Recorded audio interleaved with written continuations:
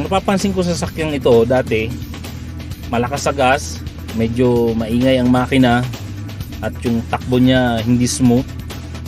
Tapos nung naririnig ko na ang produktong ito, napansin ko na meron silang produktong nilalabas. Try ako ngayon kung ano ang magiging epekto nun sa sasakyan. Ngayon, nakabili na ako, nasubo ko na, naramdaman ko na gumaan ang andar ng sasakyan, parang wala na nga siyang andar na maririnig sa loob. Tsaka maski halos hindi mo naapakan yung silinyador, umaandar na siya. Hindi kagaya dati na kailangan mo talaga siyang apakan. At nung tinakbo namin, nung nagkaroon kami ng road test, naramdaman ko talaga na mabilis na siya kumpara ng dati at hindi ko na kailangan umapak ng karat ng madalas sa silinyador. Siguradong ito'y makakatulong ng malaki sa aming mga taxi driver at saka sa lahat ng mga nagba-boundary system